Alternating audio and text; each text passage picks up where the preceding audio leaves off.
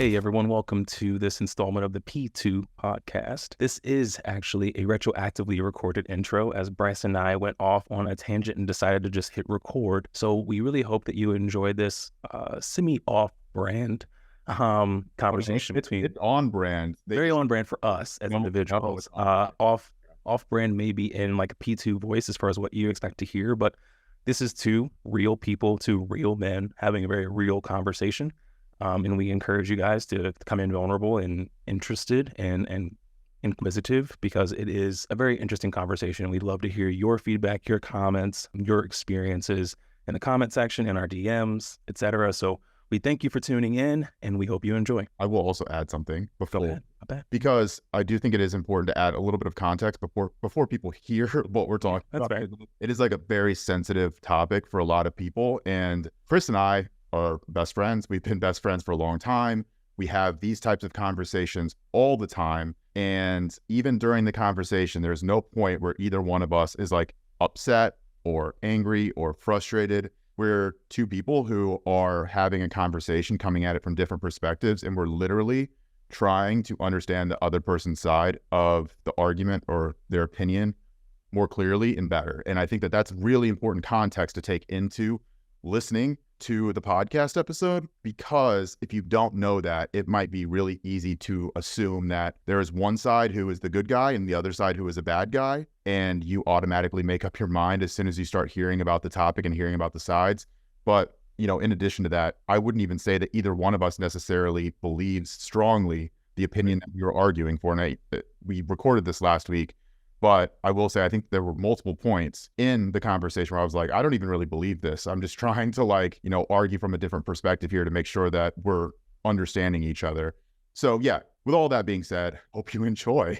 Definitely, guys. Thanks for tuning in. Like even me as like a logical person, I've had conversations with people where I could tell they're very, very emotionally activated. And if I had paused for a second and got off my logic high horse and said, you know what, I'm going to hold this here for a second, but also I'm going to try to meet you where you are. Because if my end goal is forward in this conversation, then I have to at least try to figure out like emotionally how to move this forward. Otherwise, we're just stuck in this like circuitous conversation where I throw a fact at you and then you scream how you feel back at me. And I'm just like, okay, well, how do I go, okay, you know what, this is what I think. And this also is tandem to how I feel, but you obviously feel a certain way as well. So for us to move forward, I have to take both into consideration. And like, it's like, I agree with you. There's no way you can set a precedent to say, hey, listen, here's a contract. I'm an NBA player and I signed for fucking $500 million over the next, 6 years. And then year 3, you realize, well, you're not giving me what I need and I need to go get more players. So we're going to just nullify your contract. Like, not only that, like think about how many professional sports contracts have clauses built in that are performance-based or they're metric-based, or they're saying, hey, you get to this milestone, you get this additional benefit. Tons of them. Like we were just at the end of the NFL regular season, and you're seeing all these stats for so-and-so needs, 50 rushing yards in the last week to get paid out, 1.5 mil. Because all of these contracts have performance benchmarks built into them so that the company or the team or whoever, the shareholders, they can cover their ass and say, cool, if you do your part, we'll compensate you more. Like, but yes, like why does that not make sense for people, right? Like for me, it makes more sense to have compensation be performance-based than it does for it to be guaranteed, right? Like guaranteed, especially like I think the sports analogy is great, right? Because you could have a Jamarcus Russell who is guaranteed $50 million on his rookie contract and shows up to training camp day one and is, 100 pounds out of shape. And then he just doesn't do shit. He just toils away for the entirety of his rookie contract. And the Raiders waste $50+ million on this dude that doesn't give a shit. He collected the money, right? And like, you're always taking a risk as an employer, as a company, as a sports team, whatever. You're always taking a risk with fucking everybody. But you and I talk about this a lot. Whenever you're bringing someone on to work for you or work with you, whatever, like you have to figure out a way to incentivize them to care about that thing as much as you care about that thing. And the only way to do that is to build in like monetary incentives for most people. Most people they're incentivized by money, status, power, freedom, whatever, right? And going back to like the Elon example, like Elon doesn't give a shit about, like, he has money, right? He has enough money to do pretty much anything he'll ever want to do and his future generations will ever want to do. But it's not about that for him. And this is something that, like, if you look deeper into it, the dude needs money to fund his other ventures. Yeah. Not just pocketing that money and like going to Vegas every other weekend. He's not just blowing it on strippers. Like, he's using money that he makes from Tesla to fund SpaceX. He's using money in SpaceX to fund his purchase of Twitter. Yeah. And then circle that back around to like Neuralink and like Starlink and all these things. Like, that's the thing that people don't really understand about. It's like a certain class of people that I can't even put my mind into, right? Like, I can't comprehend how Elon thinks. Because if I had $1 billion, I would retire. Right. Never work again. I'd go fucking chill on a beach, right? I'd get bored eventually, but then I think you would eventually. I'd then remind myself that I have $1 billion and then I'm on a beach and I'd feel better about it. But there are people that no matter how much money, like, money isn't a thing to them. It doesn't matter to them. It's a resource that they use to get something else that they want. And I don't even know what the fuck motivates Elon, to be honest, or like people like that, because other than like literally caring about the future of humanity. And like, I don't know if I could bank anything on like pure altruism, because I don't trust other people that much. Like, there has to be some other motivating factor. But whenever I'm looking at someone like Elon specifically, and people have such diverging opinions on him, and we were just talking about this, like Elon the person, right? And I don't agree with a lot of Elon the person's opinions. But whenever I look at the facts of what the man has achieved as an entrepreneur, and if you can separate that from his political opinions or, you know, whatever he fucking shit posts on Twitter, right? Like, you can separate those things. Like, how could you not root for Elon the entrepreneur to be successful? Like, even like, I would think that the people that are in starkest opposition to him now, specifically like very liberal people, right? Because his, you know, social media persona is very, I guess, like trending conservative, like with a lot of what people see of that, which I would also kind of agree with it. Like, he'll share like very conservative media and he'll like, you know, comment on like the DEI type of shit, right? Like he definitely has much more of that mindset than I would have thought of him maybe a few years ago. But a lot of his initiatives with his companies are what I would say align much more with like democratic and liberal thinking, right? Where it's like, okay, yeah, you have Tesla, which is an EV company, and a gigantic platform for like the Democratic Party is this transfer over to clean energy and away from fossil fuel. And like a gigantic part of the Conservative Party is fossil fuel. So it's like, dude's running a company that is predicated on like what I would consider to be like liberal values, but he's also being labeled as like this racist conservative. It's like, guys, let's analyze the situation, right? Like, you can disconnect the person from the company here and root for the fucking company, even if you don't like the person. And you can't renege on promises that you've made or contracts that you signed. And it definitely can't be reneged by a third party that has no skin in the game, that's not in any way affected by the decision. And that's where like my big issue comes in with this, right? And like, it's very problematic whenever you start like thinking in terms of like seizing what other people have, right? Like, that's a very like communist ideology. Like, we're going to start seizing the farms, right? We're going to nationalize everything. Or whenever you start making decisions for other people that you're not a part of, or that the power starts being shifted away from people that are affected by those decisions, that's problematic to me, like extremely fucking problematic. And I think where my position here is that everyone should be up in arms and very like frustrated about this trend and like what is happening to Elon specifically here, because it is a horrible precedent to set, no matter who you are, no matter if you hate the guy, if you hate billionaires, if you hate rich people, whatever, if you hate capitalism, it doesn't matter.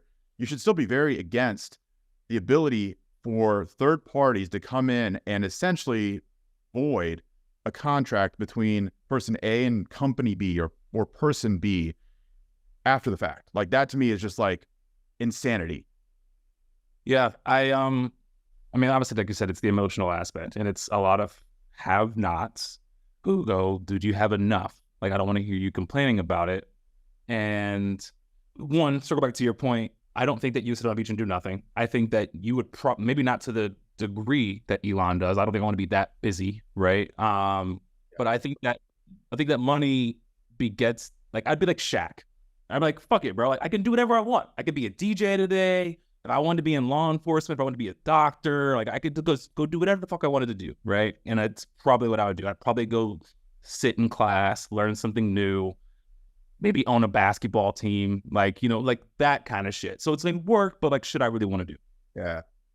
And I imagine that that's probably what like Neuralink and SpaceX are. Like, while they're really hard work, like you can just tell like this kid read a lot of sci-fi, got a lot of money, and was like, I'm going to do all the things that I read about in books. Like, I just want to do that shit. And if the money gives me the ability to do so, then that's what I'm going to do. And obviously at a very high level. I don't like when people say they don't like celebrities. I hate it. Like, there are celebrities I for sure don't listen to. They just agitate me.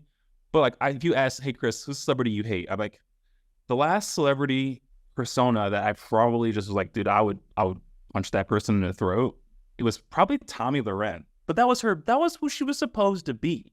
Remember that she was the blonde, like she was a cute girl.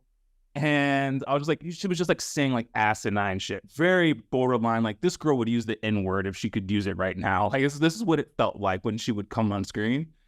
But like, I don't hate Donald Trump. I don't believe he's a racist. I don't believe that Elon's a racist. I'm like, to sit there and take sound clips and sound bites of people, even if you are kind of polarized by them, and say, I'm going to label this person as this thing without having a conversation with them, it's just irresponsible. And then what happens is, what's happening here is everyone clouds it. Would people be less against Elon if he was more affable? If he was Matthew McConaughey, like if Matthew McConaughey had money stripped from him, would the country be like, nah, fuck that, give my all right man back his money? Or would they be like, dude, you're a millionaire, like, stop crying? I think you probably have more sympathists, people coming to say, hey, listen, I think that Matthew McConaughey has been wronged here, and we need to, stand with him, because that's the kind of person he is. He's just this real cool, chill, laid back dude. So it sucks that obviously like Elon's social persona and people's emotions about how billionaires are positioned is what's playing in here. But to your point that you made at the very beginning of like the people who I know who are like, hey, listen, I don't think there should be any millionaires. All the money should be funneled back in. And I'm like, I don't agree with that. I also think that if the government kept their hands out of money, a lot more millionaires and billionaires would probably give back to communities to try to enrich them and build schools and stuff like that. But like, when they're told what they have to do and what brackets they're going to be in, and that you're going to pay this, or there are people who are clamoring and labeling them as these bad people, the incentive is kind of dissipating there, right? And so for you to say that about Elon, well, he shouldn't have that because I don't have. And I'm like, there's a kid in the Philippines eating on the dirt floors, bro. Like, should you not have a house because they don't have floors? And so the emotional argument falls flat really quickly. And that's where I think I always try to encourage you. I'm like, hey, dude, I get it. The facts. But if you understood, I know you understand the emotion. If you took the emotion and you kind of intertwined it around your facts, very quickly, I think people would go, oh, wait, hold on. He's hearing what I'm saying. He's got a really good point, and he's kind of paying homage to both sides, which I think you can do and probably more adequately end debates.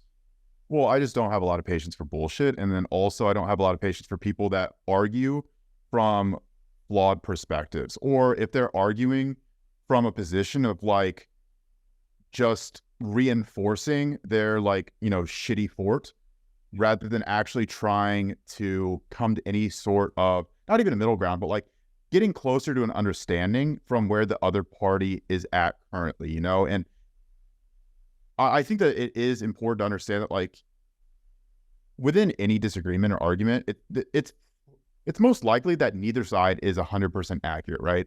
There is probably going to be some degree of variation from the real truth that each side is coming from. And they're each going to have their own biases. They're each going to have their own misconceptions, their own, experiences that's clouding their judgment.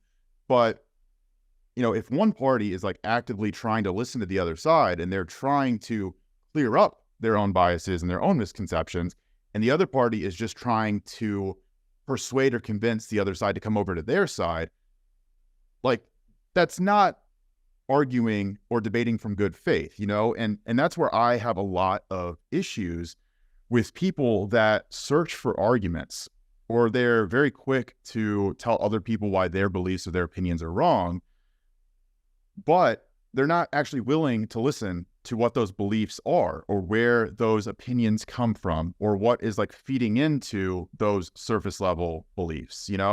It's just very easy to say, no, you're wrong, I'm right. And because you're wrong, then you're also a bad person, right? And that's just where I tend to kind of like shut down immediately. And then I'm like, well, I don't really care about like your emotional appeal anymore. I don't really care about how this makes you feel, because you're not arguing in good faith anymore. And that I think is like a crux of my disposition whenever it comes to the way that I evaluate a lot of these things. Like, yeah, I know that I'm probably wrong in some capacity in a lot of the things that I say and a lot of my beliefs.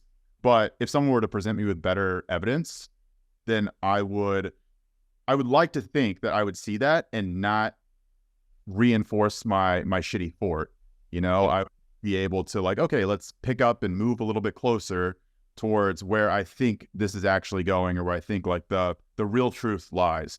But not a lot of people are capable of doing that. And you see this a lot with social media, right? Where people get presented with like facts or evidence or data that is proving their position wrong. And rather than evaluating that and like integrating the new evidence into their beliefs, they just discount it, or they call people names, or, they try and write it off, whatever bullshit, or they just pretend, they ignore it. They just pretend that it doesn't exist. And to me, like, that's just shitty, right? Like, that's just not coming into a disagreement or into a debate in good faith. And that's just trying to bully people to come over to your side. And that's not really respecting that there is a reality to the situation. There is a truth that can be pursued. And we've talked about this before, but like, there is an objective truth, right? There actually is. No matter what people want to say, there is a reality, and we all live in it. It can be clouded by various things, but there is only one reality. There's not an infinite amount for everybody's, ebbs and flows of their personalities. So that I could probably like continue talking on about this, but going back to like the billionaire point. One thing that I've started to really frame my thoughts and views around this is that people care much more about relative status than they do absolute status. Mm-hmm. And what I mean by that is, objectively, over the past 100 years, let's say, everyone's lives, especially in the US, have gotten absolutely better. And I would really hope that no one would argue that, right? Like, I would hope that no one would say, no, life was better during the Great Depression. Like, please don't argue that. But people will also tell you that right now things are worse than they've ever been, because there is a greater inequality gap than has ever existed in the US, and it's growing, and there are, 100 or decabillionaire classes, and there are people that are living, paycheck to paycheck, below minimum wage. They're, being taken advantage of, and all these things. And my belief around that is, even the people that are living below minimum wage are living a pretty damn comfortable lifestyle compared to everyone who has ever lived in all of human history. Doesn't make it right. Doesn't mean that we have to just sit on our hands for eternity and accept that things are the way that they are now, and that's the way that they'll forever be. But we can at least take a step back and appreciate that things are getting fucking better, and that we don't have people in the US just starving on the streets. Like, right. People aren't dying in mass from, I was going to say from like the Spanish flu, but I mean COVID, whatever.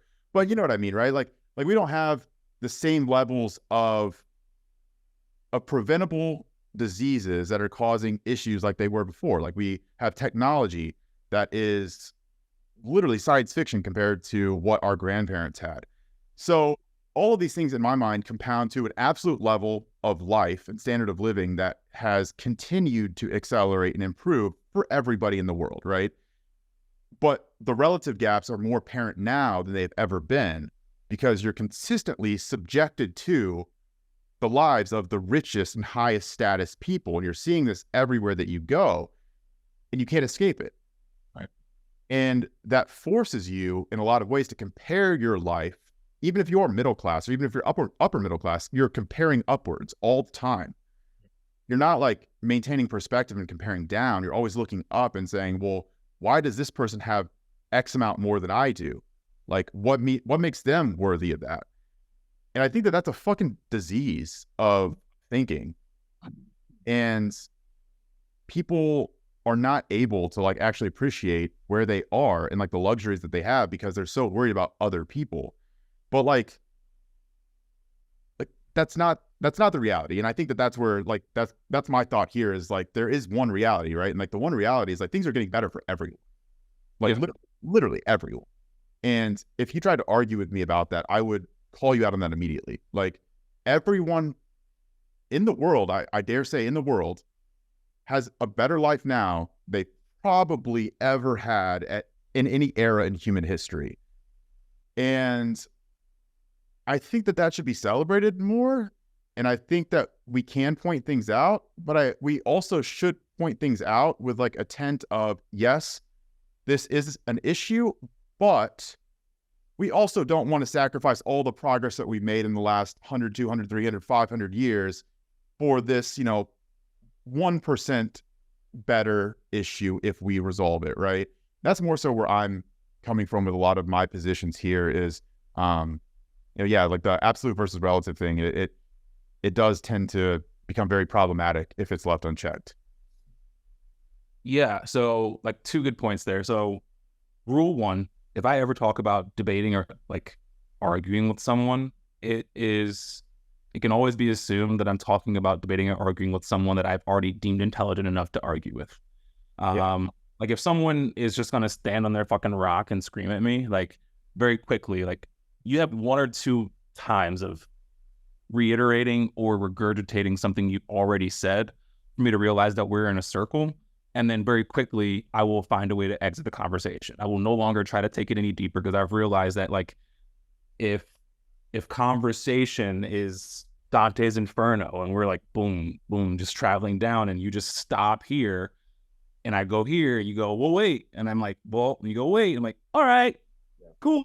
Like you don't have the capacity to learn or to grow or even to continue and progress and evolve in that moment. Like with me, like I'm trying to do it with you. Like I'm trying to learn from you. You learn from me. Let's keep going.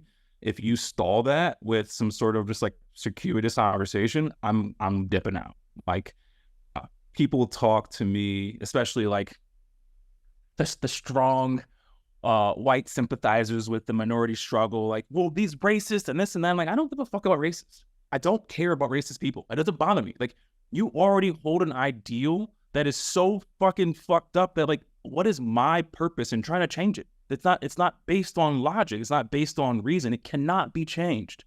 If you have a biased opinion because you grew up and your older brother was jumped by 3 black dudes or your dad was killed by a Muslim, like I remember growing up in America after 9/11, everyone in a turban scared me, right? That didn't mean that like I was going to go out and like hate all of them. But if I saw someone, it would have taken a conversation for me to let my guard down based on my experience. Like I watched 2 planes fly through a TV, right? And I watched guys speak a language from a place and hate towards the people of the place I lived from. So I think that's also, so not to derail your conversation at all, but like that's also a super legitimate belief and thought that you had and that most people had, is because like that was our experience, right? Like our experience was that we just had our way of life derailed by something that was extremely catastrophic and traumatizing for everyone.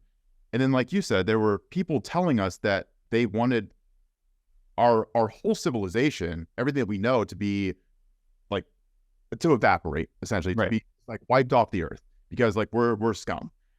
And like, that's fucking terrifying. Like that's very scary. But You're like third, fourth grade. You're hearing this shit. But like, dude, not to turn this like extremely political, but like, this is where a lot of my contentions come from with like the whole Israel Palestine thing. Jesus Christ, this is getting really, really choppy. We gotta be careful how we traverse this.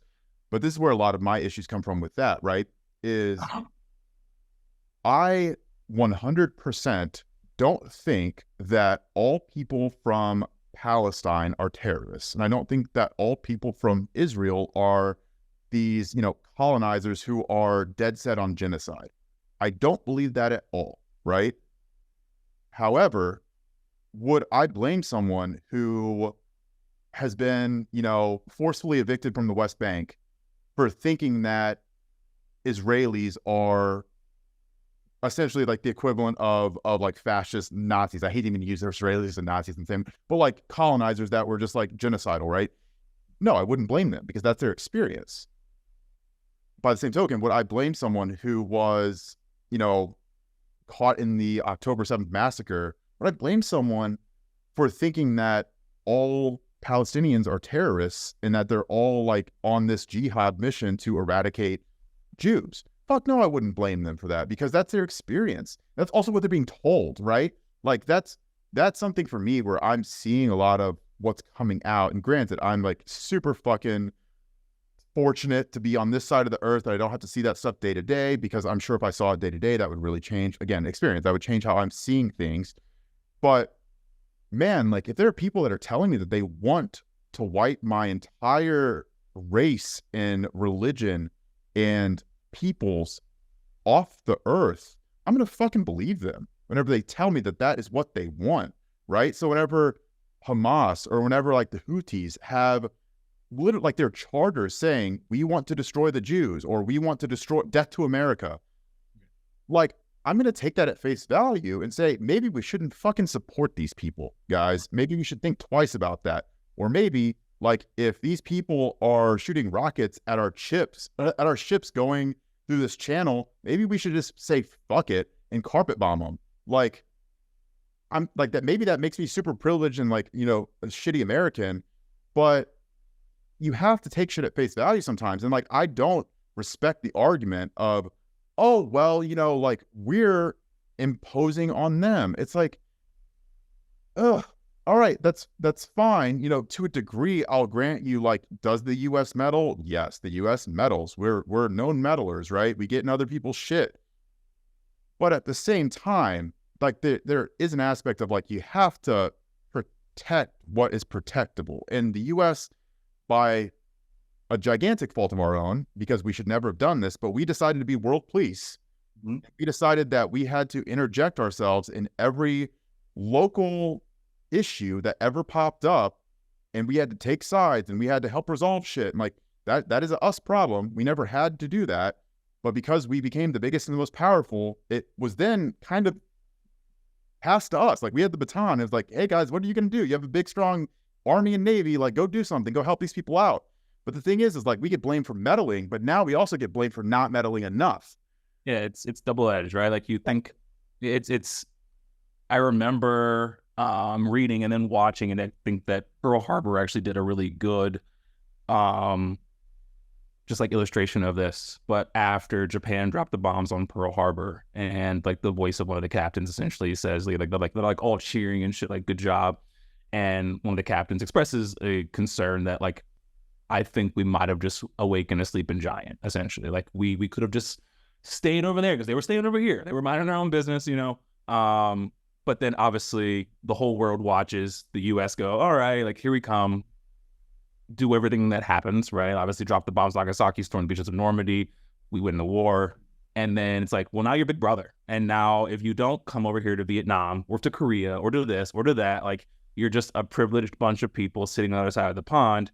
And if you do come over here, you're being big brother in the way that you're imposing your will on us, and you are making everyone be American or be like America. And so, like you said, it's a double-edged sword. It's a tough place to be caught in. To circle back to the idea of just understanding perspective, or at least trying to. I think that's the biggest thing for me. And as a minority, like I would 100% have any conversation with any non-brown or black person about any misconception or personal experience they have. I would never sit down and talk to a person who's like, I just hate black people because I hate black people. I'm like, all right, cool. Like, good for you. It won't even hurt my feelings. I'll be like, all right, like it's an interesting take, you know?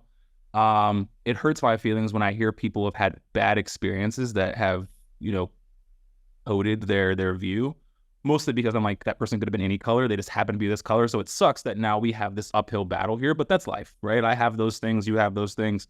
And I think that's an important piece to any debate, whether you're talking political, like as big as Israel, and sorry, I should say as big and as distant as Israel-Palestine, because that can get heated because people in America who are not over there getting bombed are arguing about it. And it's like, really, neither one of us have that proper perspective. Jesus Christ. Here, there are people who I know who have like family there, right? Like that pulls them in a bit closer. And obviously, I think that their perspective should definitely probably carry more weight because that's the closest we're going to get to talking to someone who's probably on the ground over there. But I think, again, the word perspective and having a conversation and talking are the pieces that people miss versus saying, like, I'm going to just yell at you and tell you what it is you're going to do and why you're wrong. And to your second point of, like, appreciating, it's funny because I even recognized it when you said it. I had, like, a slight, like, because I know what happens there, right? Because I also understand and agree that, yes, life is better. Black people are not being lynched. Gay people are not being castrated. Like, the poor are not as poor. Like, those are all things that, like, there is no margin. They are 100% better today than they were 10, 20, 40, 50, 100 years ago. I think what happens is you have a people who have a problem that may or may not be apparent to everyone else, who come and they present that problem. And a few people listen. And a few people also say, well, if you don't like it, then leave. Those kinds of comments, right? Like, if you don't like America, then just leave. Well, that doesn't encourage the person to go, hey, yeah, America's really good, but also we still have problems. They go, no, fuck America and fuck you for it incites. And so you don't know really which way it comes from first. You don't know if the person brought a problem and a person said, okay, let's talk about it. And they just kept yelling. And they're like, wait a second, dude, if you have this big of a problem, just fucking get out.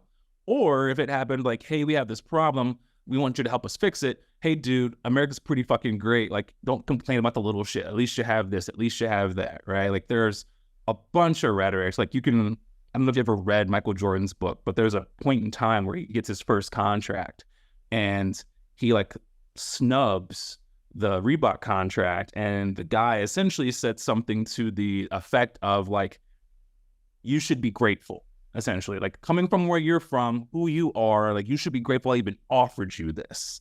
And Jordan's, like, agent was like, fuck you, bro. Like, get out of here. Like, you could just kind of tell the error that it was coming with. And I think that's where the ebb and flow comes, where it's like, okay, well, I get it. Let's appreciate that. Like, I'm glad I was born here and nowhere else. Like, I can say that very, very proudly. Maybe England. You know, like, I'm like, I don't want to go to too many other places. That being said, there are things that we can for sure fix and be vigilant of and say, hey, listen, I'm like, through some good dialogue here, through proper, like, planning and execution, like, we can definitely enrich this part of American life for everyone, without taking from others and without causing this giant uprising with riots and people looting Targets. Well, I think you know me well enough that you know that I agree with what you're saying. My point there is that there is absolutely always a justification for trying to improve the last 1%. Right. Like, you should never stop trying to improve stuff. And just because it has gotten 99% better doesn't mean that it can't continue to improve. And we shouldn't continue to try and make things better or more equal or more standardized or whatever the fuck it might be, right? Which is actually, like, I don't know how we've circled around the DEI shit this long, because, like, I feel like that's, like, right in the middle of us. But one thing I did want to talk about, and then we can actually talk about that for a moment, because I don't even know, like we've been talking about like wanting to have that conversation, but for me, one big issue that I have, and I think that this derails a lot of like activism for a lot of people, myself included, is I want to believe in causes. I want to like support things whenever I do feel like there are like injustices, or whenever I do feel like there is something that is worth like speaking out about, or like having that be your platform. But you have to be really careful with who you allow to associate with your cause, and who you allow to be the champion and the speaker in the face of your cause, right? So do I want, if my platform is climate change, and that's my big thing, I am fucking passionate about climate change. I want to do everything that I can to ensure that climate change does not get worse. Do I want people throwing soup at the Mona Lisa? Fuck no, I don't. Like why the fuck? Like, to me, those things feel like, if there was a thing that I was going to plan to have people be against my cause, that's what I would do. I would have people go out and like block interstates. I would have people go make life miserable for everyone else who I'm trying to convince that my cause is just. That's how I would, if I had to come up with this mastermind plan to turn everyone against a cause, I would do exactly what a lot of these activists do. So that, in my mind, is like where you lose so many people. And then I also think, I'm like, man, if I were conspiratorial, I'd be like, man, this seems like very false flaggy, right? Like, if I was like very pro-Israel, what would I do? I would have a bunch of like people holding up Palestinian flags, going and boycotting at a fucking children's cancer hospital. That's what I would do if I were very pro-Israel. I'd hire all of these like. Have you started Foundation yet or no? No, I haven't. This ties in. You'll see it in there. But okay, yeah. but that to me is where I always get so lost on activism. Right? Is there are, I hate to fucking say it like this, but there are good ways and there are bad ways to champion a cause. And even going back to like civil rights, going back to, we want to talk about like Indian independence, so like Gandhi, those types of things. Yes, there were nonviolent aspects to those. Do I think that everything has to be nonviolent? I actually don't. I do think that there are times whenever like a situation calls for some type of like violent intervention. But I think that now we're mostly past that. Yeah. Like, at least in the developed Western world, we're mostly past like needing that type of thing, especially for like a social cause, right? But there are times whenever like you have to take more extreme measures. Like if someone were to go out and do like some type of fast, right? That is going to get a lot of attention. But you know what? That's also not fucking impeding on everyone else. People are going to notice that there's that person that is on a hunger strike that's sitting in front of this like, Parliament building. They're going to see that person, and they're going to start to feel something about that. And they're maybe going to start listening to that person's cause, but their life is not upended by this person or this group making it more challenging than it needs to be for no reason, right? And that's where I'm like, okay, if you have something that is important enough for you to be protesting about, for you to be posting about all over social media, for you to be like heckling people about, you have to understand what the right and wrong way to get people to pay attention to your cause is, and like also persuade them that they want to be a part of your group too. You can't just yell at them. You can't just like call anyone who disagrees with you a Nazi. You can't, like, if you want to actually bring people to your side, we talked about this tact. Tact is so fucking important in everything that you do. You have to understand how people are going to perceive your actions. And if people are throwing fucking soup at the Mona Lisa, if they're dropping like ink in Roman fountains, bro, I'm not supporting your shit. Like I want the world to get hotter to spite you. Like, I hate to be that person, but fuck, man, like that's not how you win me over, and that's not how you win the majority of people over. Like, I feel like I'm analytical, and even that like appeals to my emotion in the absolutely opposite direction of that cause. So I mean, like that shit to me just like it doesn't make a lot of sense whenever that's the activism of choice that ends up being like taken. I don't understand it. Yeah, I think, and you and I have had this conversation before, because, and I will start with something like climate change, which I think doesn't emotionally tie either one of us. I agree, right? Like, that's not the way to do it. I think being a minority does that give me a tandem perspective, because I think a lot of activism it's charged up and misplaced based on past, right? People idolize past activists such as like Martin Luther King, Malcolm X, Gandhi, etc. Like, and even in their stories, a lot of the stories that we get are titrated, right?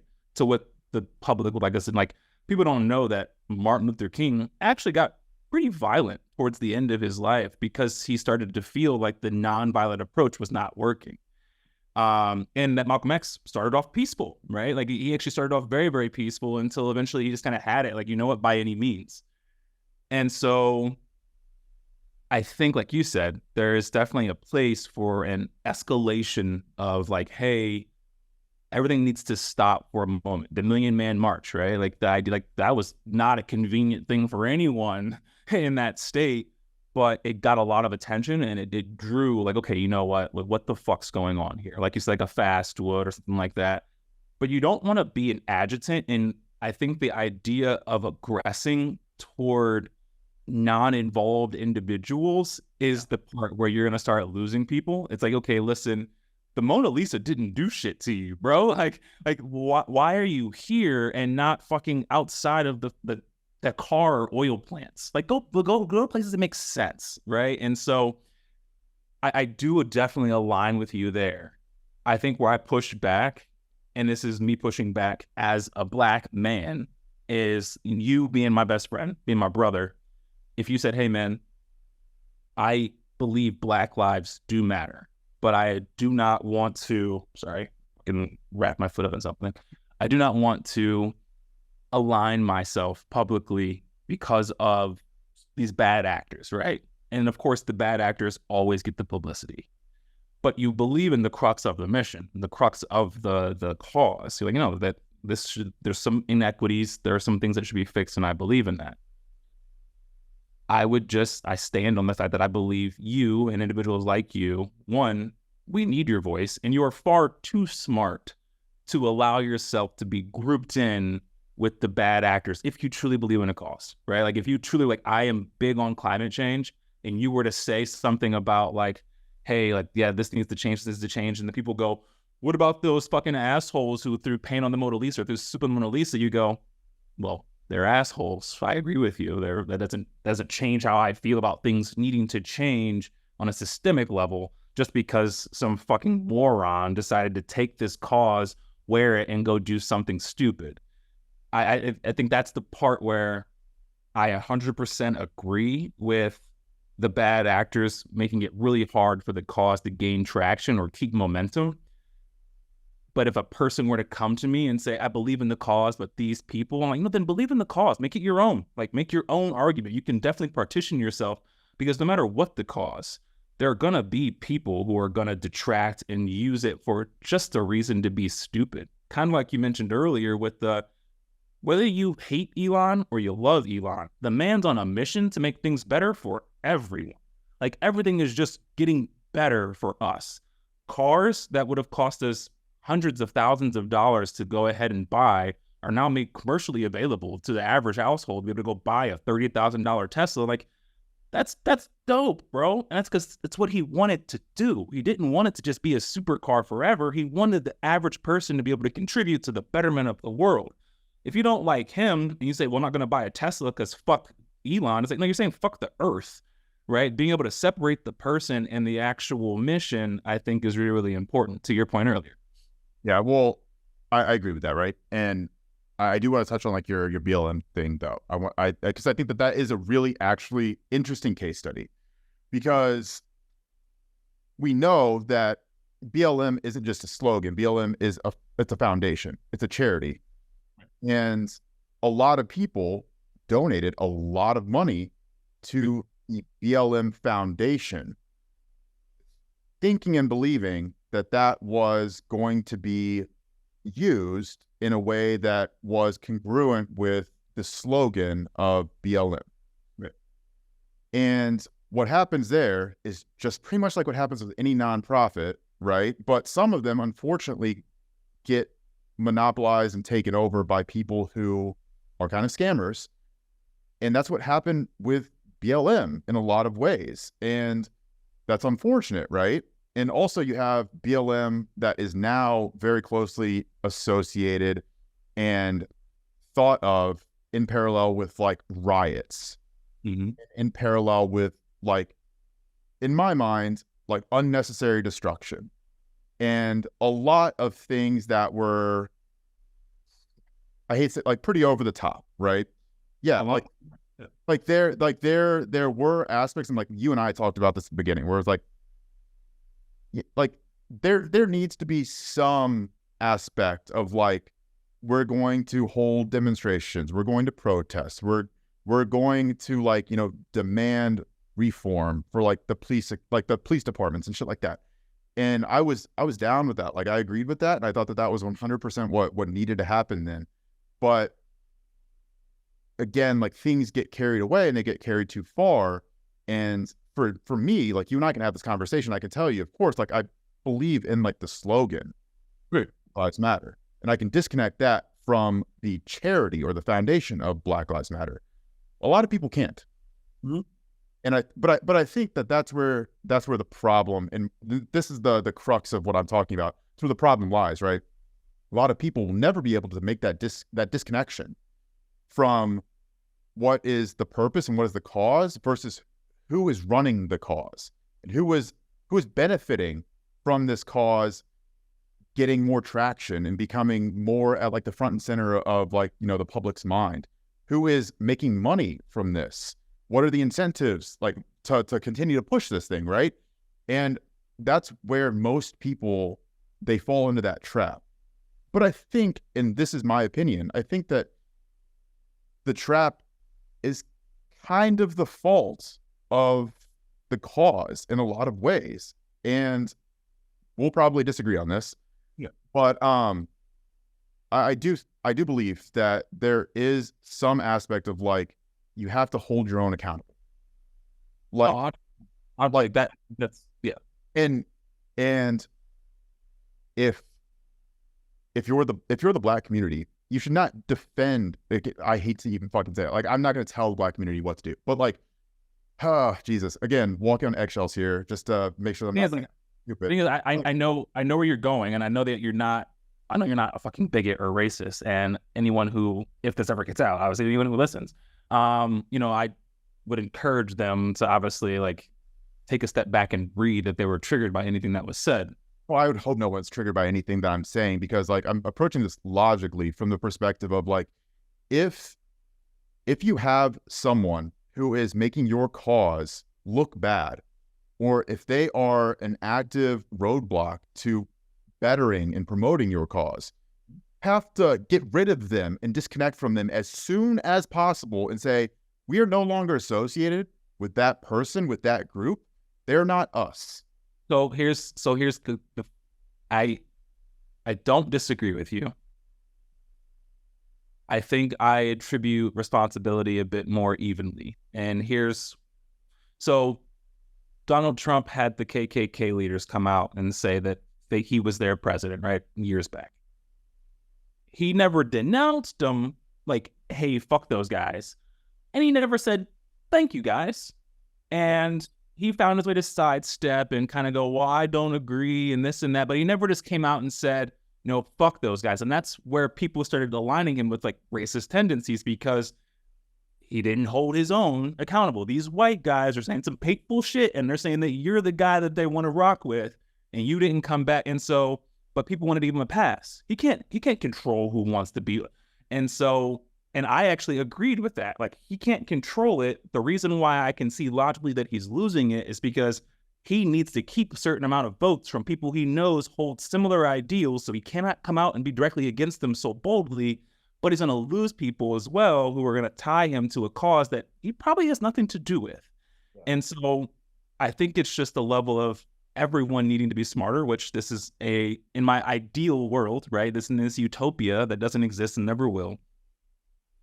There needs to be more responsibility on the sellers and the consumers. It doesn't need to be assumed by all of, either party. And the reason why I say that is because the minute that one side of the party or even an innocent bystander watching the transaction of ideas happens, they go, oh, emotionally, I feel like you should be more responsible. Like, you as the Black person or the woman or the whatever should turn around to the other women and say, hey, if we want men to take us more seriously, you shouldn't have an OnlyFans and you shouldn't do this and you shouldn't do that. And it's like, I don't necessarily agree with that, but I understand you should hold your own accountable more in the way of like preparatory. Hey guys, listen, if this is our plan, how do we plan on executing it? If someone says, I'm going to throw a bomb in the White House, I'm like, no, you're not, because that's not going to get us to point B here, right? But if a white person is listening to me and goes, good point, that guy just threw a bomb in the White House. Fuck you and everything you're talking about, and walks away. I'm like, fuck you. Be an individual. Have a complex thought process here and understand that, like, I don't align with him either. He's just some guy that weaponized a cause that he was semi-affiliated with. I believe you to be a more complicated person to be able to understand that what happens is people see these causes and they only want to understand them at surface level. They go, oh, and so then like Black Lives Matter or women's rights or anti-abortion laws and this and that, and they go, I'm going to throw my money at it because that's how I feel like I'm helping. They didn't read anything. They didn't talk to individuals from the community. They didn't go try to learn anything.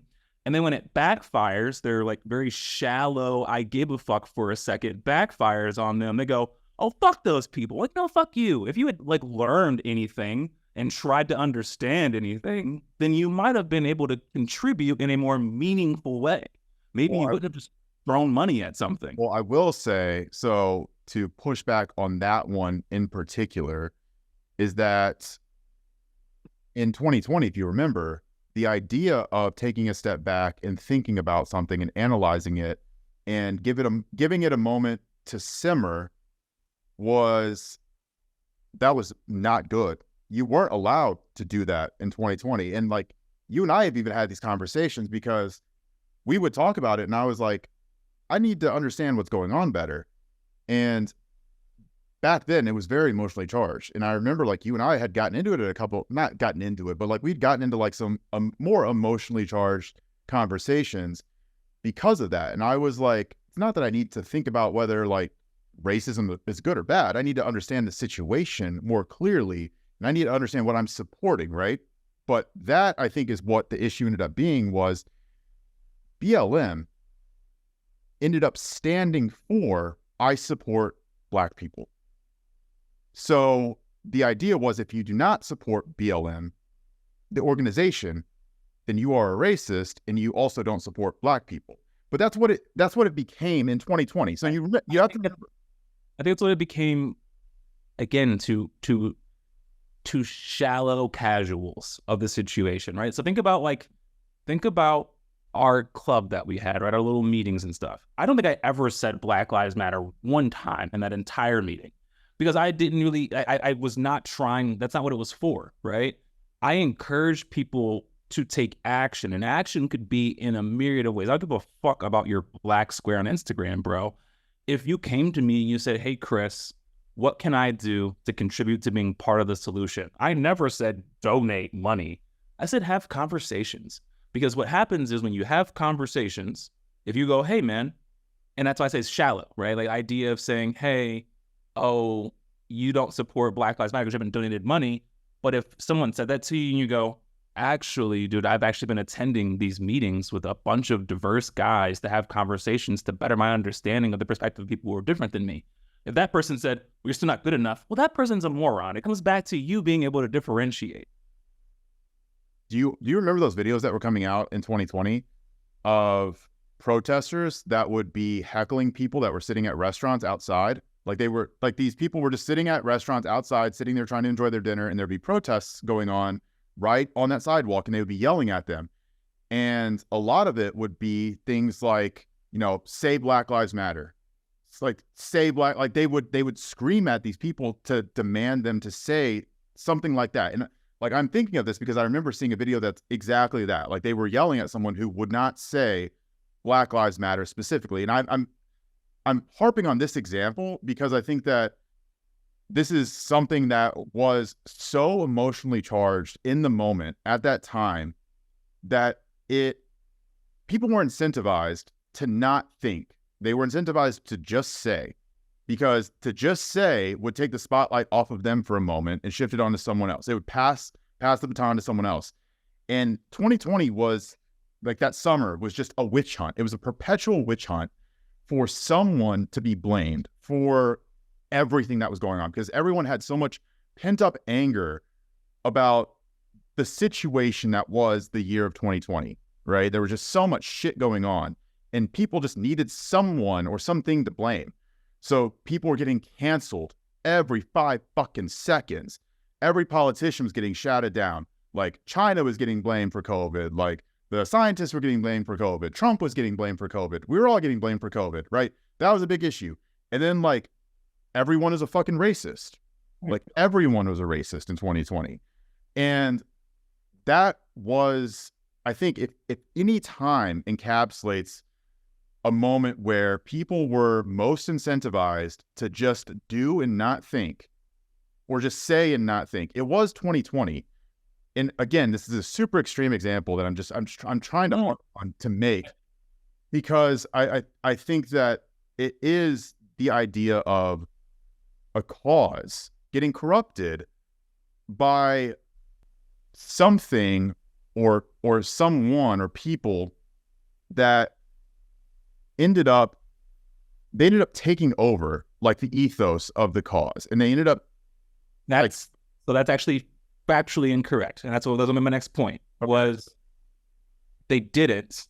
If you look at all the demonstrations, or registered demonstrations that I'm here in America, hold on, you froze. You can hear me? Yeah. Okay, cool.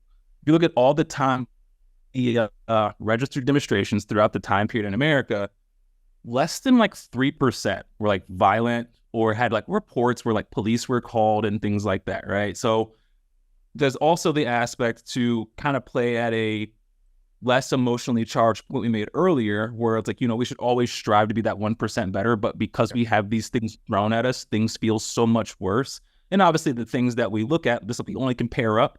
Well, we are addicted to negative shit. We're addicted to the bad things and shit blowing up.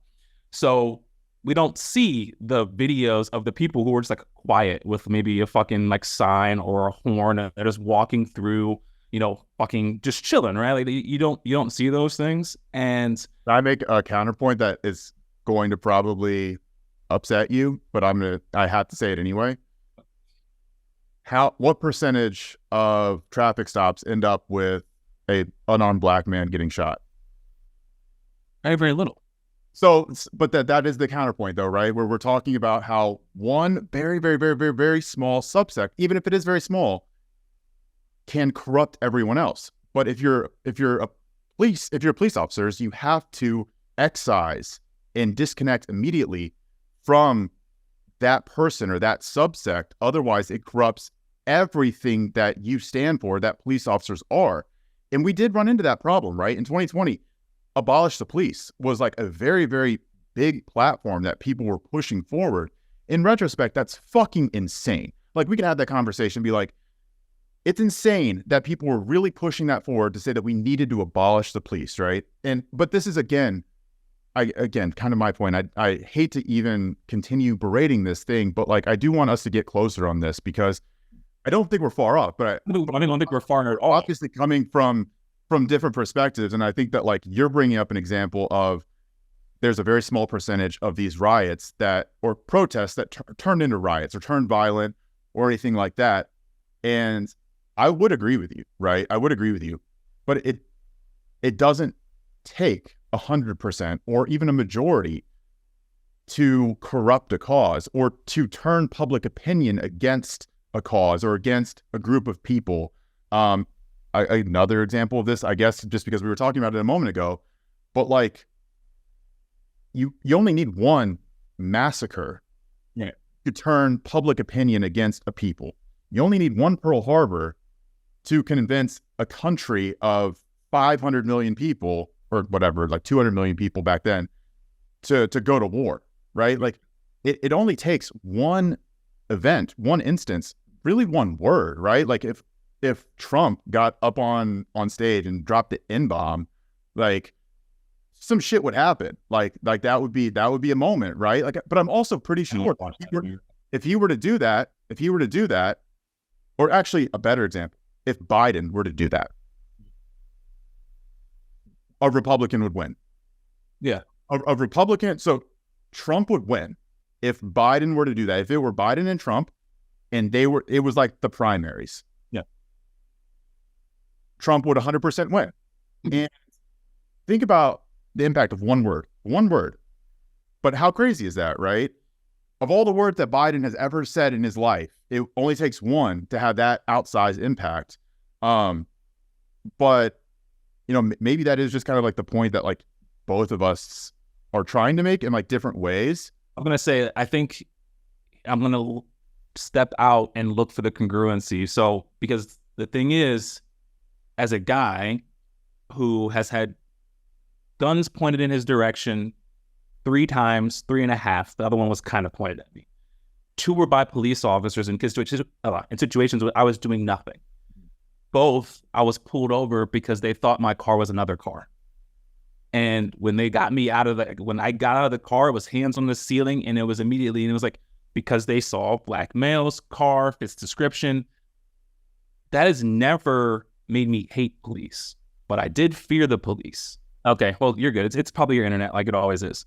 It is. But I always held strong, and that's actually why, like, I don't know if you ever watched Emmanuel Acho's Uncomfortable Conversations with a Black Man, like his internet series that he did and he won awards for. But he has a series or an episode where he does sit down with officers from all different races and just kind of talk about the state of things. I talked to my uncles. I talked to other people I knew were in law enforcement. I never was thought the police person, never have been, right? I never thought that was the way to go. I understood the emotion, but I also understood, hey, listen, one is enough to make it a conversation. But I'm not gonna hate an entire group of people over something like you said that is factually a very small subset of incidents. Like, this does not happen every day, right? But it does happen enough that we should have a conversation, because there's definitely a disproportionate bias to who it happens to. And it's the same thing I have with like the riots. It's the same thing I have with the majority of things I look at. I always try to keep that perspective of like, I want to be a smart consumer of this. I don't want to abolish or dismiss it because it doesn't have anything to do with me, but also understand that if you're looking for me to come in and like hate another group or just behave in a way that is so unequivocally biased towards one way, whether I am like aligned with that group or not, or unequivocally, that's the word I was looking for. Shit. Chap lips. Unequivocally biased one way, then you're not going to get the right guy, right? Like, and I think that is where I think you hear the emotion sometimes in our conversation. You go, oh, he's 100% this way. And it's a solid inference to guess that this is how I would feel about this. But you brought up the police officer shooting black people and how it being a very, very small subsect. I'm like, exactly. I feel the same way about that. That just because the riots are bad, we can talk about them and you can have negative opinions about them, but you can't abolish the entire fucking movement or idea because of the riots if there's such a small subsect. Same thing with the police. Let's talk about it. Let's fix this. But I'm not going to say fuck the police because this is happening, because there are a lot of really, really good police officers out there. I look at them through the same lens on both sides. It's more about the idea of like, a part corrupting the whole, you know? Mhm. And that's more of where I was going with it, is that I do think that it's the organization, right? It's the organization's responsibility to be able to notice and identify those corruptible parts. Yeah. And before it metastasizes, it becomes a fucking cancer to the entire organization. They have to get rid of it, right? Because one person can bring down an entire organization if that person gains enough notoriety or does something fucked up enough, right? And I think that that's really fucking important to note, because not enough people think in those terms. They don't think of how quickly you can fall from grace, or anyone can fall, right? Or anyone can be fucking blacklisted. And this is really important. And I always really like this saying, but it's like, reputation is gained in drops, but it's lost in buckets. Mm-hmm. And I think like Charlie Munger like has talked a lot about how, you know, like reputation takes a lifetime, or wealth takes a lifetime to gain, but, you know, 1 minute to lose, Right. if you make the wrong decision. But I do think that it's the same thing for any kind of like cause or any kind of, you know, of activism, anything that you believe in, right? Like if you believe in it strongly enough to be active for and promote it, you should also believe in it strongly enough to know that you have to get rid of some corruptible parts before they become worse, and before they start to sway public opinion too. And again, I would say the exact same thing about a police organization as I would a protest, right? If a protest is nonviolent and non-destructive, and you see people around you starting to get a little bit rowdy, starting to like throw rocks at windows and shit, it is on the people in that protest, the leaders of that protest, to keep it non-violent, because if it does turn into... So you just don't know. And that's the thing, is I absolutely know that it happened a lot. I absolutely know that it happened a lot. And that's part of my point too, is like there are people who are trying to do the responsible thing to keep the eyes on the prize, right? Like, and I remember a lot of like the videos you would see coming out of like 2020, right? Where there would be like, you know, people getting up in like cops' faces and like spitting at them and shit like that. And like, I'm seeing that and I'm like, you see videos of this, and that is not being perceived by national public opinion in a positive light, right? No matter like what emotions you're feeling in the moment, for like true leaders, they have to be able to step in, even to their own, and say, this is not the right place, not the right time, not the right way to do this. If we want to promote our cause, we have to take a step back and not do this shit this way. You can't do it this way, right? But it is very important to me, and I think important for a lot of people to understand, that you have to hold your own accountable even more strongly in a lot of cases than outsiders. Agreed. I don't think that outsiders can hold a group accountable, which is actually why I'm very big for the fact that police officers should police from where they're from, or police where they're from. Like you shouldn't be able to like come from another city and then police, because you don't understand the people, you don't understand the culture and whatnot there, whether there is a racial divide or not. Like you could be a white guy in a suburban neighborhood policing a white inner city, subsect, and you still won't relate to the people the same way and understand them. And a lot of things will be just taken out of context and misunderstandings happen. And that's when bad things happen. Yeah.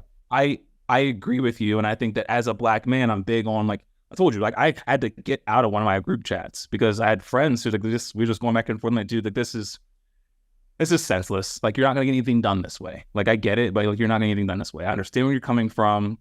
My emotion is with you, but my logical brain wants to solve this. And I think the question I would pose to you and to pose to anyone, because back to my point earlier, it seems very convenient that usually either people who are bystanders or people who are the ones people are trying to convince are the ones that eventually they shuck the responsibility and go, see, you should have policed your people better, and maybe I would have listened longer. And it's not that I don't agree that people should hold their own accountable, right? Police officers, women, black and brown people. I guess I would just ask any like logical person what is more probable? A person or leader who's in charge of hundreds of people, making sure that all 100 or 200 or 300 people behave accordingly so that you don't get any skewed views, or you properly educating yourself enough to have a withstanding understanding of whatever it is you're observing, so that way when there are detractors or derailers, like, you can take it as new information, but it doesn't color the entirety of your shallow opinion that you had to begin with, right? Like, I will 100% disagree with you on this one. It is 100% on people inside of a cause to control the actions of people who are promoting that cause. So if I told you I just hated the police, would you not tell me that that was like a flawed ideal? Well, I would say that it would probably be flawed from the perspective of like of viewing that, I guess, that extreme. But I would say that that's flawed. I have a gun pointed at you twice.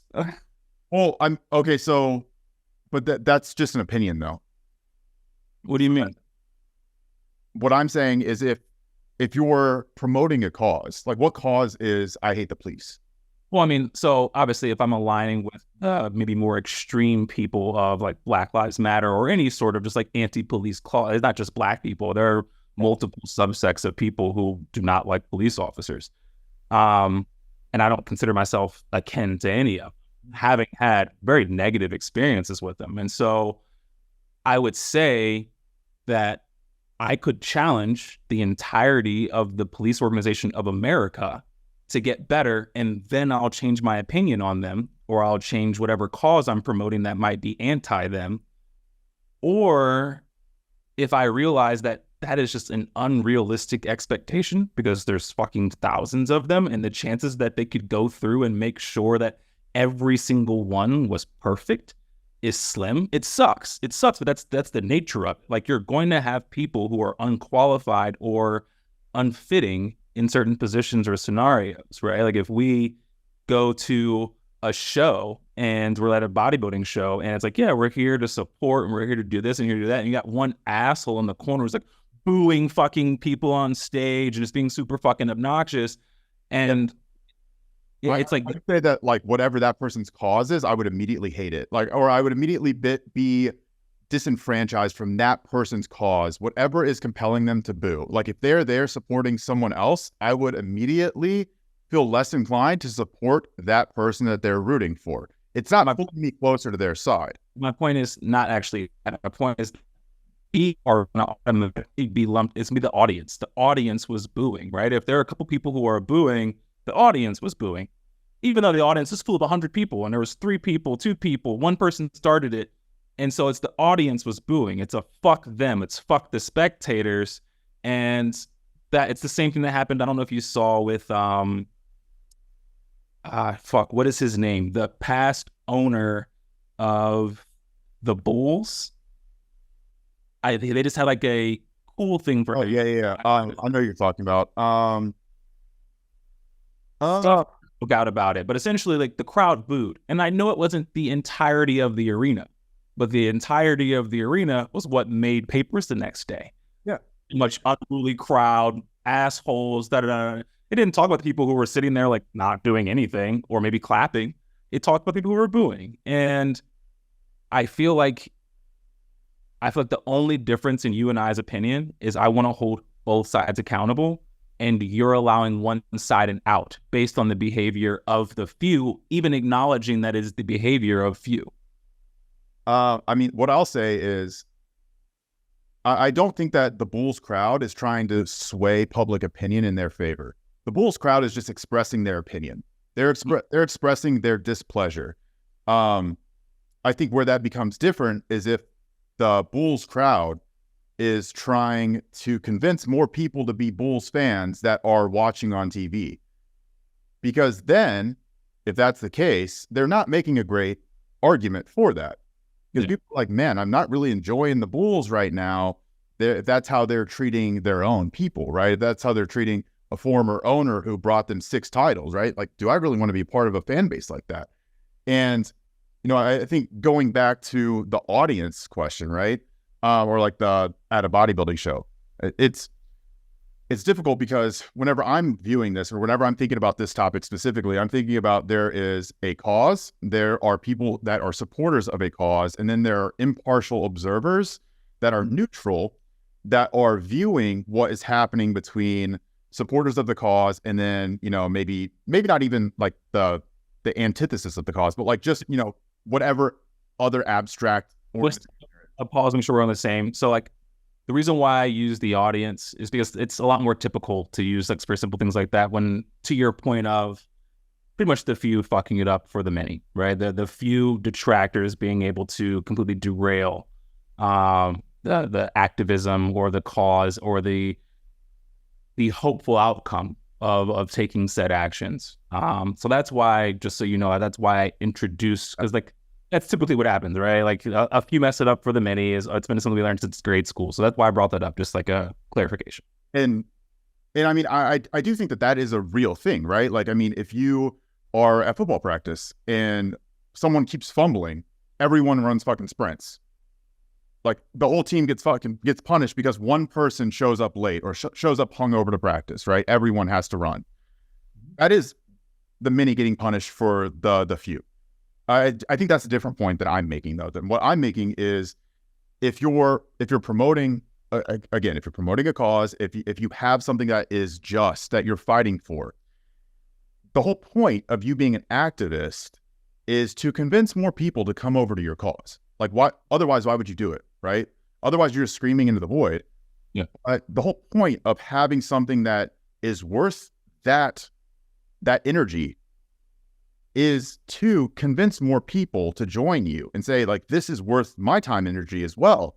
And then they convince more people, and then all of a sudden, like, we have change. Like, things happen because enough people are persuaded by that cause. My point here is that if you have a budding cause and you have people that are not persuasive in the way that they demonstrate, in the way that they go about that convincing neutral parties to join the cause, it dies out. Because enough people are pushed away from the actions of the few. It can be a few. It doesn't have to be the whole cause or the majority. It can still be a few at the beginning, right? But if that happens, then the cause dies out and people don't pay attention to the cause anymore. And or even they go against the cause. Like they don't want to associate at all with that thing. And that's more so where I'm coming from here is that if you... That's a fact. That's just how it goes. Like, that is a fact. I'm more so talking about how you feel. So this is where I'm coming from, right? Like, where I'm coming from is if I'm a true neutral party, so we can come up with something that's different than like BLM or Black Lives Matter or anything like that. We can come up with something that is like not even real, right? Climate change. I mean, BLM's fine, but I'm like, we can keep climate change. But even then, I would say that I'm not neutral to climate change because I do have an opinion on that. But I'll say something I'm completely neutral on. And also I do think it's important to like not have an idea of like for me, climate change activists, I think I see them as like in a negative light already because of the way that it's been done, right? But let's say we have a neutral budding cause. And we also have an activist group that is supporting that cause. And I'm viewing it from the outside. And I'm looking at this and I'm ready to be persuaded one way or the other, right? I have no prior biases on the matter. It's like one or the other, right? Like, I mean, I could be swayed here or there. If someone is persuasive enough that's leading that cause, then I could be pulled into it. And I could become a supporter and I can become an activist for that cause. But if I see one person that does something that is like borderline, or if I am off put by it, or if it is like amoral or unethical, or there's some kind of like stigma that gets associated to that cause, I start to space myself and distance myself from that because then I don't want to be associated with it anymore. And a lot of neutral people are like that, especially if they're balancing on the edge of like, I could be persuaded, but I also could not give a fuck about this thing, right? Like it is important to understand that you're not always going to be talking to people that are biased in your direction. I don't think that that's necessarily a prerequisite. I think the more and more you presented your point, I think the more and more I probably go back and I say, maybe you're not the person I would have been like, I want to convince to be on my side or to speak with me or for me. And I think this is just, so my opinion of this is, if you don't have an opinion, then I don't give a fuck to talk about you. That means you haven't given any thought, right? Like, if you can be swayed either way, then you don't know anything, which means you have kind of had your head under a rock. And if I can lose you just as quick as I can get you, then me spending the hour talking to you or spending the time to try to have a conversation with you, to me, is a wasted effort. I would like to talk to someone who is invested in knowing. And just because someone asks me questions doesn't mean they're biased to how I feel, but they are biased to understanding. So I think for me, it'd be a definition of the term neutral. Are you neutral? Like, I could keep sleeping and not giving a fuck and just going with, I literally hear it, but I don't care, but sure, I'll listen. Or are you like, what's going over there? I don't really get it. Like, I don't understand why this group is that. Like, there's an obvious like disparity between interest level and deciding to give a fuck and then deciding like, I could, And of course, for those people who are like, I honestly wouldn't waste time. That might be like a rude thing to say, but like, I don't care to change your mind, because if you could, then you could the other way as well. But if you are really invested in understanding and you want to know, I'm not here. Like, I tell everybody when they come to me, like, what can I do about this group or that group or whatever? I'm like, have conversations, because that's all I'm going to do with you, is have a conversation with you and give you my perspective and my thoughts and what I've been through. And then you can go talk to fucking Forrest, the guy who started to cook the KKK, and you can talk to him and then make your own decision, bro. I am confident that once you talk to both of us, you'll probably go, I think I agree a bit more with you than you will with him, but I'm not here to convince you. And I think that's probably a inevitable just flaw of activism in general. It's not there to educate, it's there to tell people who you should and shouldn't agree with. And then on the other end is like, well, if you are going to be an activist and do it the right way, who is it that you want to talk to? Do you want to talk to everyone, or do you want to talk to people who actually like are looking to give a fuck, just they don't know where to throw their fucks? Like, I don't know enough to throw a fuck in any bucket. So tell me so I can get some information from you, and I'll get my information over here and over there. But that requires people to be like responsible consumers, which they are not. And that's where we're departing right now. Because if you and I sit down to have a conversation, and this is actually interesting, but like, it's funny because I'm steel manning a case that I don't even really believe in right now. Right. Because I am in some way noticing like inconsistencies with the way that you're approaching it, which is because I think that, again, we're talking about activism. We're talking about like actually wanting to make strides for a cause. And the only way to make purposeful, meaningful strides is to get the masses on your side. Like, not friends in your proximity. Disagree. I would strongly disagree, because we've talked about this before, right? Like, not just masses on you. You have to, they can't be on your side. I think that's the big difference. If you want to win something, they have to be you. They can't go, oh, they agree with me. No, they're us. Okay. I think that all you have to have is support. Like, you have to have people that are willing to check a box on a voting ballot and cast their support for a person who is the representative of a cause. That's how change. They'll be just as willing to cast a different vote the next 4 years, 2 years. I agree with you 100%. Most people are fickle as fuck. Most people don't hold beliefs strongly. Like, you hold beliefs very strongly about this. Most people never will. Especially people that are not in your group. And I'm going to say your group, and I'm going to say like minority group. Because most people that don't experience the same thing that you do, they're not going to have the same emotional connection to the cause. And the same thing with like climate change. Most people, they don't immerse themselves enough around other people that care that much about climate change to care that much about digging deeper into the science behind it, right? But that's also why people can be convinced whether, oh, like, I believe in climate change today, or oh, tomorrow, it's all a hoax. It's all a hoax. And then like, oh shit, it's getting warmer. I'm seeing these stats. Oh, climate change is back again. Oh wait, but if we're hitting record lows in temperature, there's a blizzard. Oh, climate change obviously can't be a thing then. People get swayed back. Like, you know this. Most people are fucking stupid. We talk about this all the time. Most people are so dumb. And I think this is my opinion. I think that is why you have to, if you're trying to sway people's opinion, it's a fickle fucking opinion. It's extremely fickle. And a lot of it too, it's not guided by deep conversation. It's not guided by thoughtful people. It's guided by social media. It's guided by like TikTok clips that you see in passing. So if you're championing a cause, you don't want there to be a viral TikTok video of someone in your cause burning down a fucking building. Like, you don't want that, because then that's what people see and it sways public opinion against you. I think, yes. I don't, and I think, again, so we probably should have started with this, because I can see where you would see inconsistencies in the way that I'm approaching this if you thought that I was trying to approach it the same way as you.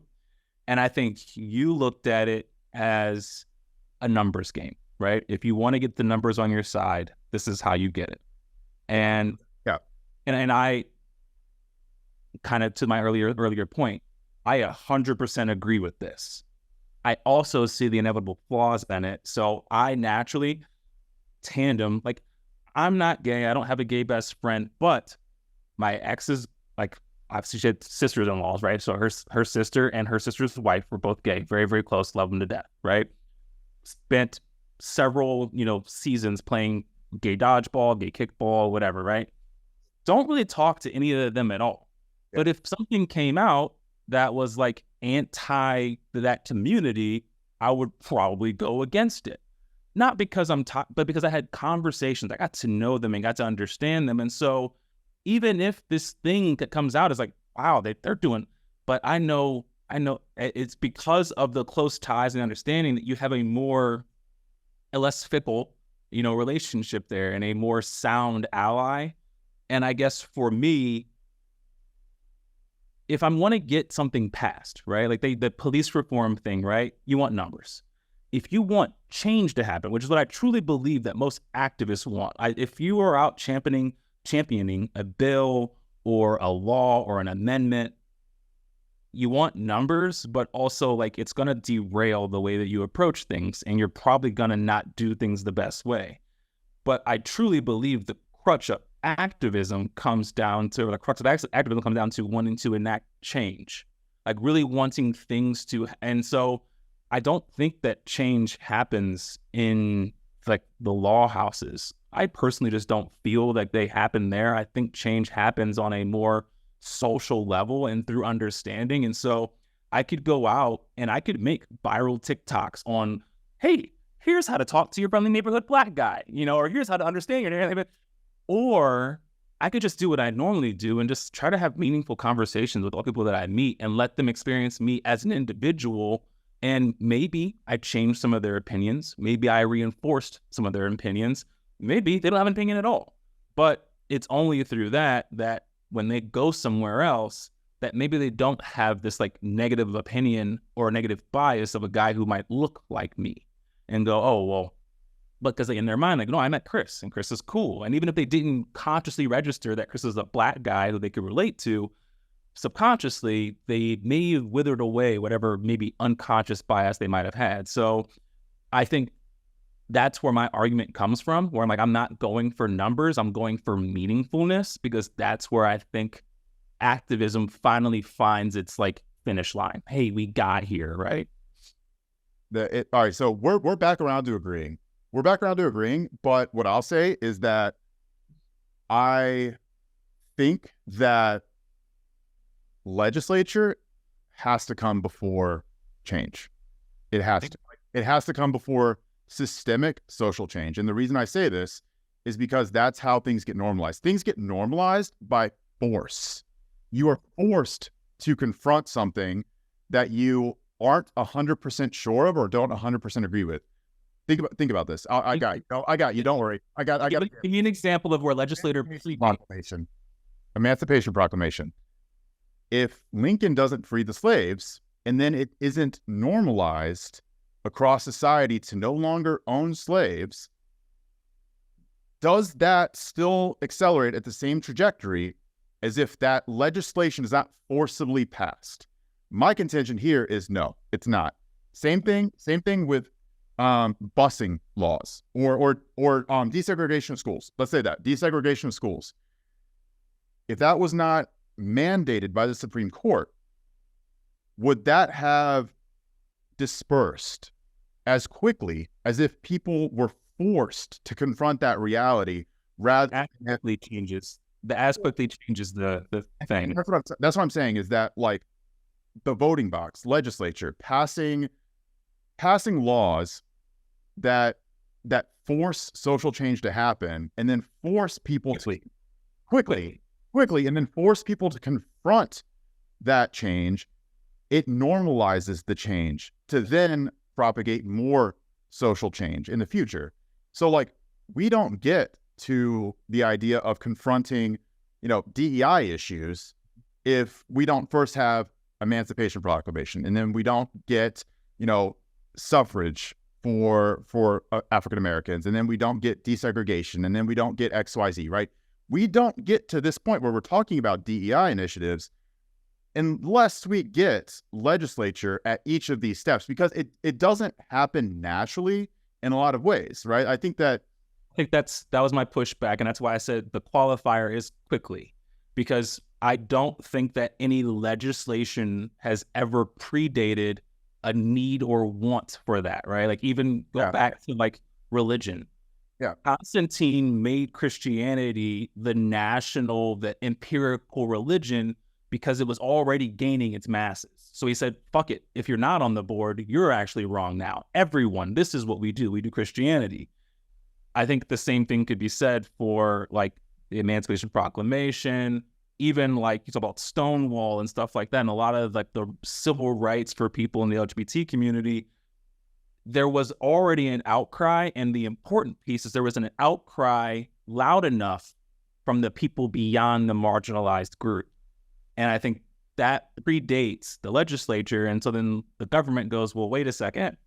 Okay, it's not just Black people screaming or just gay people screaming or just white or women screaming. It is people who look like us. They're saying we need to do this thing, or we need to do that or whatever. And so now let's make a law to accelerate how quickly this moves, because we want to be a part of it moving faster.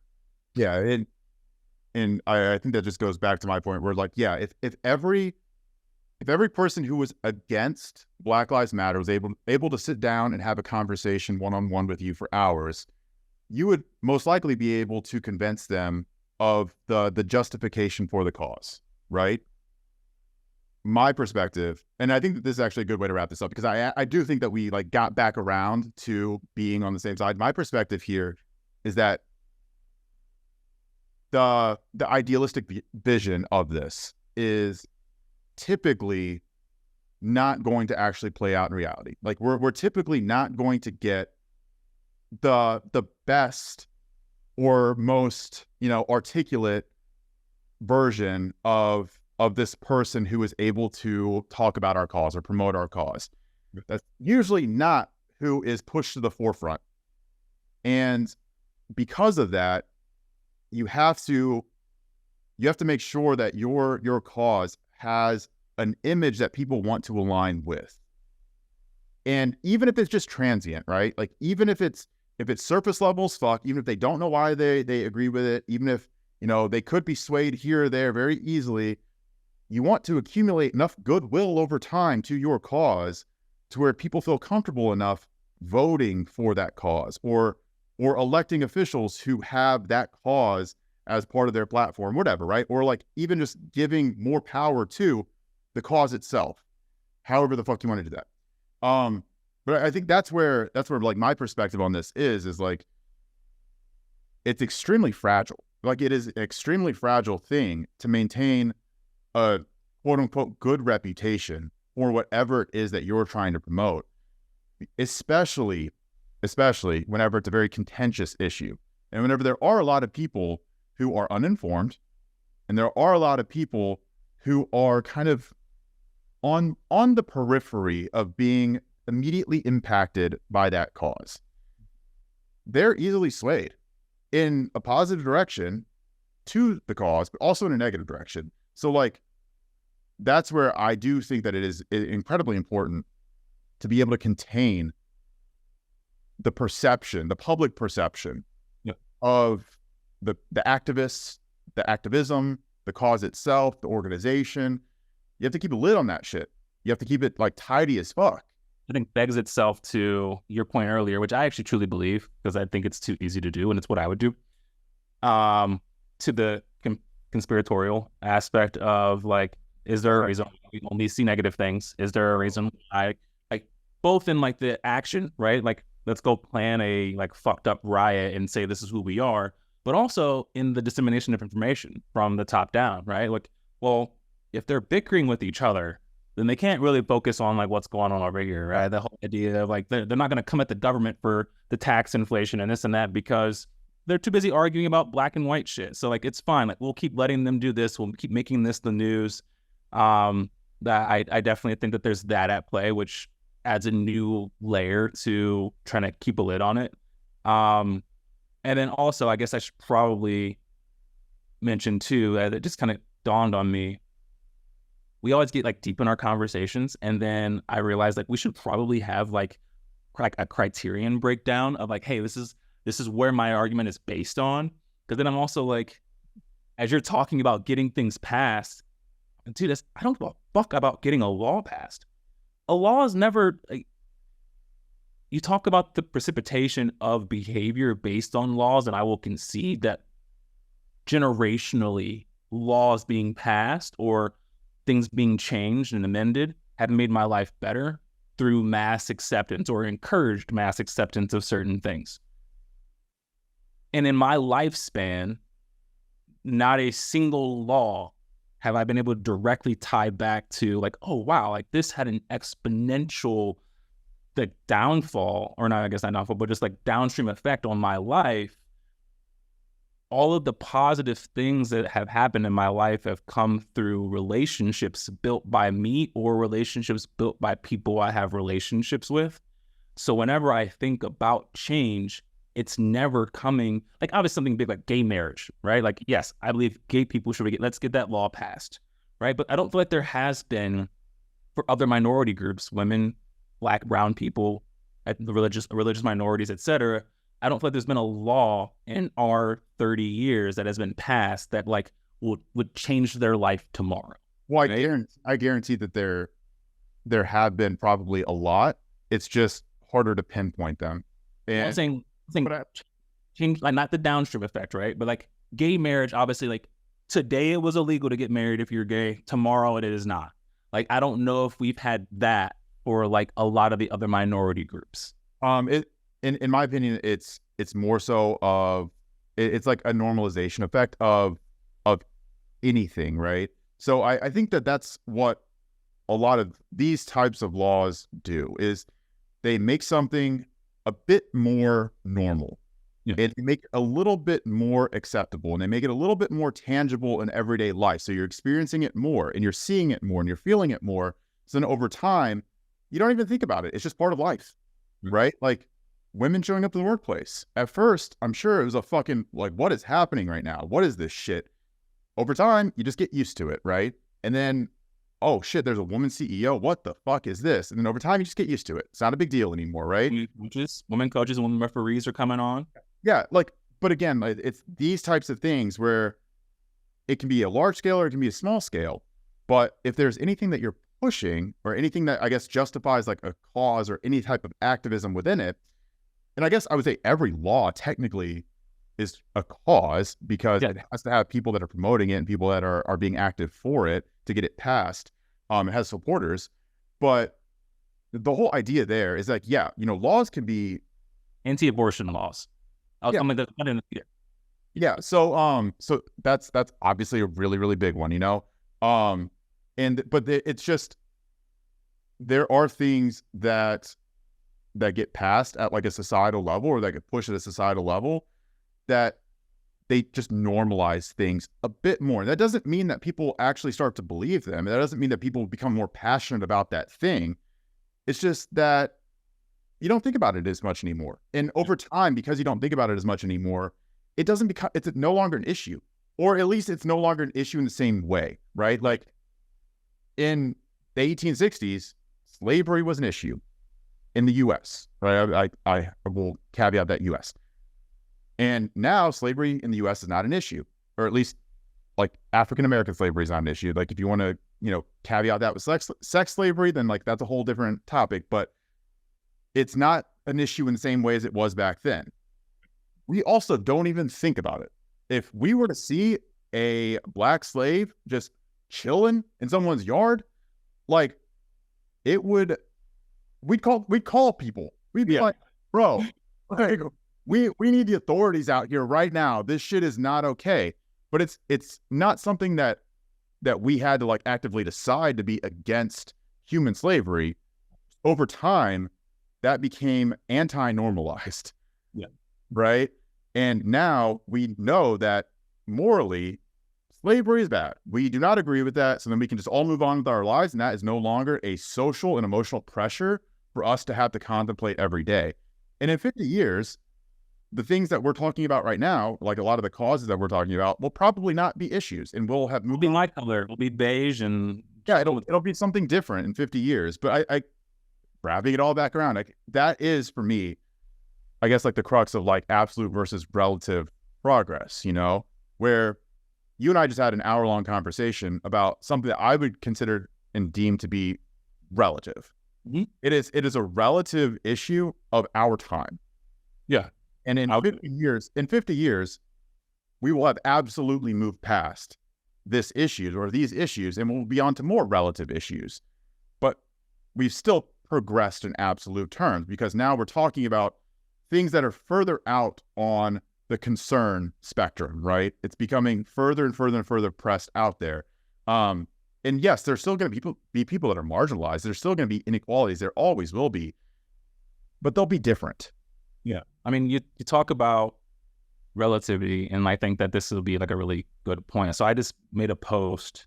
I was just appreciating him. And one of the points I made, which I thought I'd get more conversation about, but I didn't, thankfully, because I wasn't really wanting to talk about it, but like proving to multiple people that I was good enough, right? And I mentioned like white teachers, because I've had more than one. I think the 2.5, 3, the half is, I think she had some isms in her, and they just quickly went out. But the 2 were like really, really blatant. They're really, really blatant.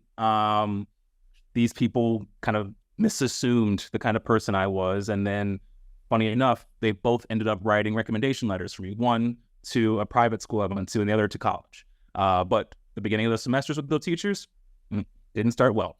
But that's a problem that I had to face. Problem my parents had to face were all their white teachers just didn't like them. A problem my grandparents had to face, different kind of problem. They didn't have white teachers, right? They didn't have access to people maybe who went to higher education to teach them. So like you said, it's all relative. Things graduate to being less important or not important, which doesn't make them any less fun to talk about. But obviously, like you said, like it's funny because every time you label our conversations, we might diverge here, or we kind of got into it here, and I'm like, I don't remember ever getting into it. But I always, like, 'cause in my head, I'm like, I get excited, but I get excited about sports. Like I can get this excited about LeBron James being the GOAT. I can get this excited about Lamar Jackson should be winning the MVP. I am passionate. I have opinions, and I think that's why I like having these conversations with you, because I know that there's a part of me that's really strongly rooted in the logic. And I'm sure by friends and other Black people, I've been labeled as like an Uncle Tom or this, or a white sympathist, because I choose to try to understand where the majority of people are coming from if they have an opinion. And also I'm like, dude, I'm a Black guy, and I recognize that I have some emotional bias that I try to always frame in a, hey, instead of this being a bias that I hold, let me explain to you my perspective so that you can hopefully ingratiate it into your understanding of the world around you as like a, hey, logic, data, is not just numbers. I can quantify the emotions. 100 million people are pissed off about this. 5 million people are pissed off about this. I don't have to meet them in an emotional battle. That is quantifiable data that I can take and put into my logical argument. And so if you're listening to this, if we ever get this out to you guys, hopefully we do, because this was actually pretty good. I enjoyed this. I just encourage good dialogue, because good dialogue is data, and data helps you make decisions. Of course, thank you all for tuning into this impromptu conversational just podcast episode that Bryce and I did not plan on putting together, but we hope that if you made it this far, that you took something from it. Obviously, this is a lot more contextual. Be kind in the comments. Understand that we love everybody. Most people. Actually, we don't really like many people, but we'd like to understand most people. So if you have anything you want to share, stories, questions, comments, concerns, like, share, find us on Apple Music, Spotify, or YouTube. We love to see you there. See you next time.